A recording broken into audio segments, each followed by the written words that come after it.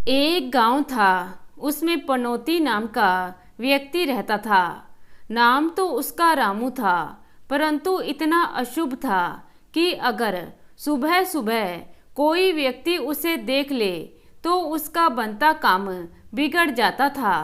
वह व्यक्ति जिस भी कार्य में हाथ डालता था उसी में असफलता मिलती थी। इसी कारण गांव के सभी लोग उसे पनौती कहते थे। पनौती खुद भी अपने आप को पनौती समझता था। इन्हीं बातों से परेशान होकर एक दिन वह गांव के एक अनुभवी वृद्ध के पास गया और अपनी परेशानी बताई।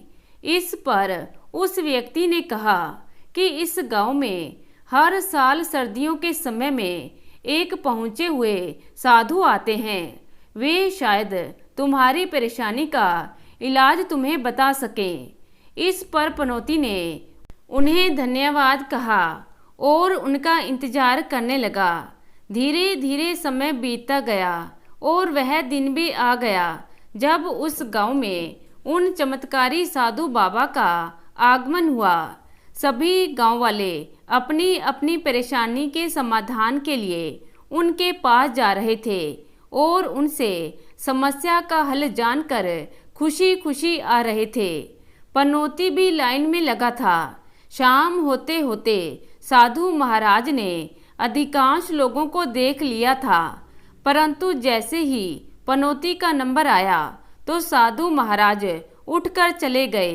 दरअसल उन साधु महाराज का यह नियम था कि वह दिन में केवल 50 लोगों को ही देखेंगे और पनौती का नंबर 51 था। इस कारण पनौती काफी दुखी हुआ।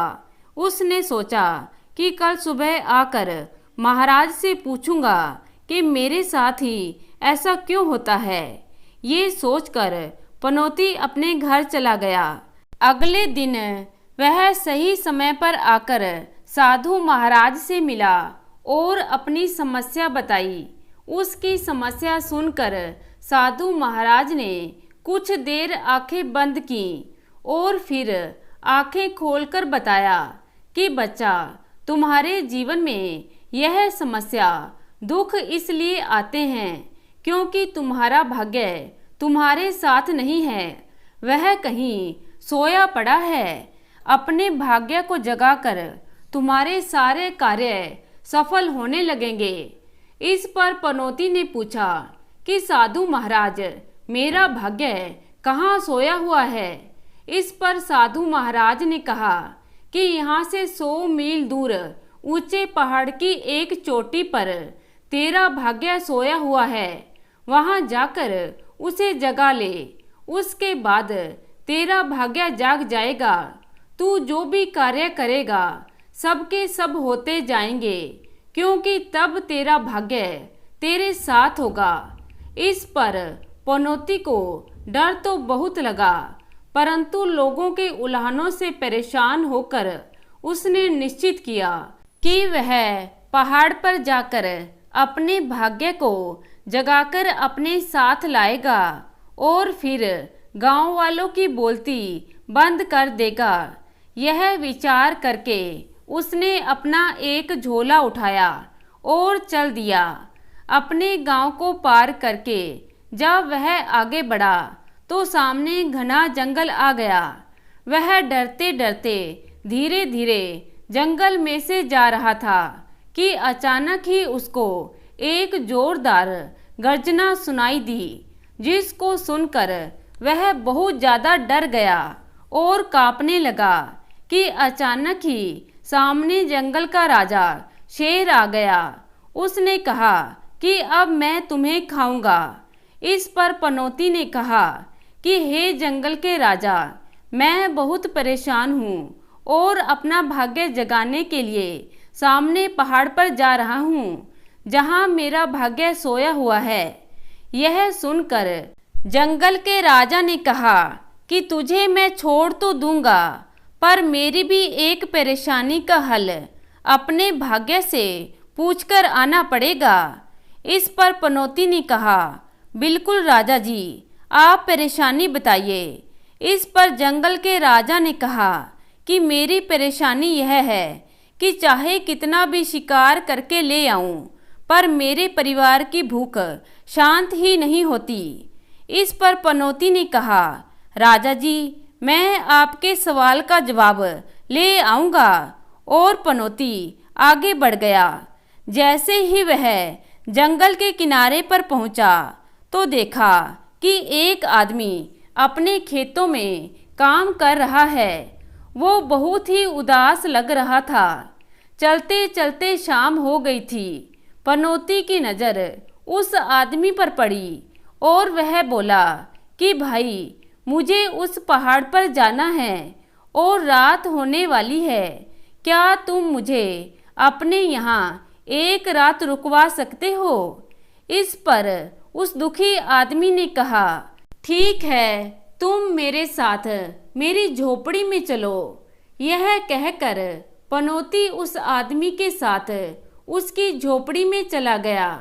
रात के खाने के बाद उस दुखी आदमी ने पनौती से पूछा कि क्यों भाई, उस पहाड़ पर ऐसी क्या चीज है जो तुम इतना दुख परेशानी उठाकर वहां जा रहे हो? इस पर पनौती ने बताया कि मैं अपना सोया हुआ भाग्य जगाने जा रहा हूँ, जिसके बाद मेरा जीवन सफल हो जाएगा। उसकी बातें सुनकर उस दुखी आदमी की आंखों में चमक आ गई।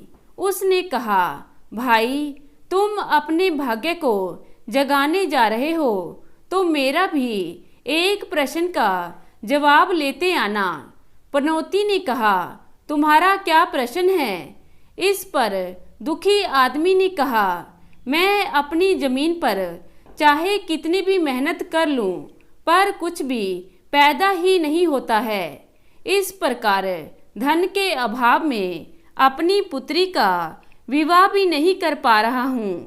यह सुनकर पनौती ने कहा, ठीक है, मैं तुम्हारे प्रश्न का जवाब लेता आऊँगा। यह कहकर पनौती पहाड़ की तरफ चल दिया। जंगल से बाहर निकलकर एक नगर आ गया, जिसके बाद ठीक पहाड़ था। नगर के सिपाहियों ने जब उस अजनबी आदमी को नगर में आता देखा तो सुरक्षा की दृष्टि से पूछताछ की। उसके उत्तर से संतुष्ट ना होकर उसे राजा के सामने ले जाने का निर्णय किया।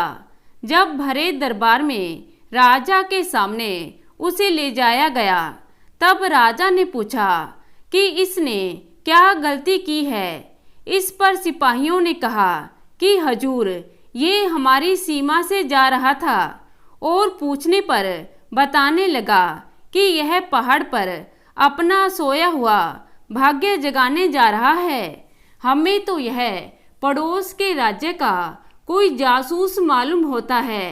यह सुनकर राजा कुछ सोच में पड़ गया और उसने कहा कि हम अतिथियों का आदर सत्कार करने वाले लोग हैं, आप इसकी जानकारी जुटाइए। इतने दिन यह हमारे मेहमान बनकर रहेंगे। यह कहकर राजा ने पनौती को शाम के खाने की दावत दी। शाम को खाने के बाद राजा ने पनौती से पूछा, क्या यह सच है कि तुम अपना भाग्य जगाने जा रहे हो? इस पर पनौती ने कहा कि हाँ महाराज, यह सच है। मुझे एक बहुत पहुँचे हुए साधु महात्मा ने यह राज बताया है कि उस पर्वत पर मेरा भाग्य सोया हुआ है, जिसे जगाने के बाद मेरा जीवन सफल, कामयाब एवं अच्छा हो जाएगा। यह सुनकर राजा ने पनौती से कहा कि आप एक काम करना, मेरे भी एक सवाल का जवाब लेते आना। इस पर पनौती ने कहा, महाराज, हुक्म कीजिए, आपकी क्या परेशानी है? इस पर महाराज ने कहा कि हमारे राज्य में बहुत ज़्यादा अशांति का वातावरण है। इस कारण मुझे राजकाज चलाने में बड़ी दिक्कत आ रही है। पनौती ने राजा की बात सुनकर कहा कि ठीक है महाराज, मैं आपकी बात का जवाब ले आऊँगा। और सुबह सुबह मुखबिर ने राजा को सूचना दी कि महाराज, ये आदमी सही कह रहा है। यहाँ से 60 मील दूर एक गांव से यह आ रहा है और पहाड़ पर अपना सोया हुआ भाग्य जगाने जा रहा है। यह सुनकर राजा को थोड़ी प्रसन्नता हुई कि अब शायद मेरी परेशानी दूर हो जाएगी और यह पनौती नाम का आदमी मेरे सवाल का जवाब ले आएगा। कुछ समय के बाद पनौती ने राजा से आज्ञा ली और अपने भाग्य को जगाने के लिए पर्वत की तरफ चल दिया। अब वह पहाड़ के नज़दीक आ गया था और उसने चढ़ाई करनी शुरू कर दी। वह लगन का पक्का था और 1-2 घंटे की चढ़ाई के बाद उसे एक खंडरनुमा मंदिर दिखाई दिया। वह वहां पहुंचा तो देखा एक आदमी बड़ा आड़ा तिरछा लेटा हुआ था। पनौती ने उसे आवाज लगाई, ओ भाई, कौन हो तुम? इस पर उस व्यक्ति ने कोई जवाब नहीं दिया। पनौती ने फिर तेजी से आवाज लगाई। उस व्यक्ति ने बड़े अलसाए से मूड में आंखें खोली और बोला, मैं वही हूँ, तुम्हारा भाग्य, जिसे लेने तुम आए हो। यह सुनकर पनौती बड़ा खुश हुआ और कहा, जल्दी से खड़े हो जाओ और मेरे साथ चलो। यह सुनकर भाग्य बड़ी अंगड़ाई तोड़ते हुआ उठा और पनौती के साथ चलने लगा। जैसे ही भाग्य पनौती के साथ हुआ, पनौती में चमत्कारिक परिवर्तन हो गया। अब पनौती को रास्ते में मिले सारे सवालों के जवाब मालूम हो गए थे, क्योंकि अब उसके साथ उसका भाग्य था। वापसी में वह नगर में राजा के पास पहुंचा तो राजा ने उसका स्वागत किया और राजा उसे एकांत में ले गया और पूछने लगा, बताओ मेरे सवाल का जवाब क्या है? इस पर पनौती ने कहा कि आपके सवाल का जवाब यह है कि आप राजा के वेश में एक नारी हो और यह बात आपके मंत्री को पता है और इसलिए ही आपके राज्य में अशांति का माहौल है। यह बात पनौती को इसलिए मालूम हो गई क्योंकि अब उसके साथ उसका भाग्य था। अब वह ज्ञानी हो गया था। यह सुनकर राजा बनी स्त्री ने अपनी नकली दाढ़ी मुकुट उतार दिया। इसके पश्चात एक रूपवती नारी दिखाई दी। उसने पनौती से कहा, तुमने सही कहा, राजा के वेश में मैं एक नारी ही हूँ। अब तुम एक काम करो, मेरे साथ विवाह कर लो और इस राज्य के राजा बन जाओ। यह सुनकर पनौती ने कहा कि नहीं, अब मुझे किसी की जरूरत नहीं है। अब मेरे साथ मेरा भाग्य है और मैं सब कुछ हासिल कर सकता हूँ। यह कहकर ज्ञानी पनौती राज्य से निकल गया और जंगल की शुरुआत में उसी किसान के पास पहुंच गया। किसान ने जब ज्ञानी पनौती को देखा तो बड़ा खुश हुआ और पूछा कि मेरे सवाल का जवाब ले आए हो? इस पर ज्ञानी पनौती ने कहा कि आपके खेत में सोने, हीरे, मोतियों से भरे घड़े गड़े हुए हैं। उनके कारण ही तुम्हारी भूमि बंजर है। तुम उन घड़ों को निकाल लो, अपनी बेटी की शादी किसी अच्छे लड़के के साथ कर दो। इस पर उस गरीब व्यक्ति ने कहा कि मुझे तुम्हारे जैसा दामाद कहाँ मिलेगा, तुम ही मेरी बेटी से शादी कर लो। इस पर अपने भाग्य के घमंड में चूर ज्ञानी पनौती ने कहा, मैं तुम्हारी बेटी से शादी नहीं कर सकता हूँ। मेरे साथ अब मेरा भाग्य है।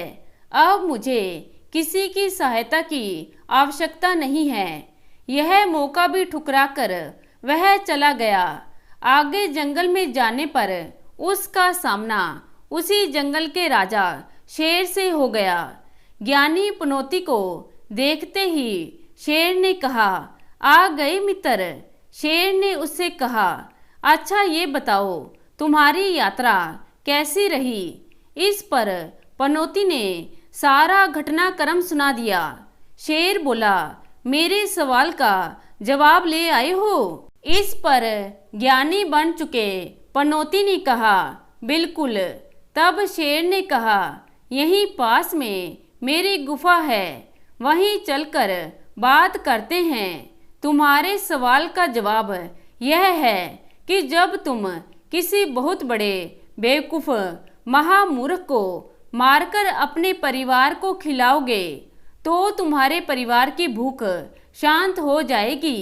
पनौती का उत्तर सुनकर शेर बहुत खुश हुआ और पनौती से कहा, तुमसे बड़ा बेवकूफ़ महामूर्ख मुझे कहाँ मिलेगा, जो इतना अच्छा राजा बनने का मौका एक धनी बन चुके व्यक्ति की लड़की से शादी करके सफल होने का मौका छोड़कर आ रहा हो। तुमसे बड़ा महामूर्ख मुझे कहीं नहीं मिलेगा। यह कहकर शेर और उसका परिवार उस पनौती को मारकर खा गए। तो दोस्तों, इस कहानी से हमें यह शिक्षा मिलती है कि यदि आपके पास सही मौका परखने का विवेक और मौके को पकड़ लेने का ज्ञान और बुद्धि नहीं है तो भाग्य भी आपके साथ आकर आपका कुछ भला नहीं कर सकता। तो दोस्तों, कैसी लगी आज की कहानी? आशा करती हूँ कहानी को पसंद करेंगे। धन्यवाद।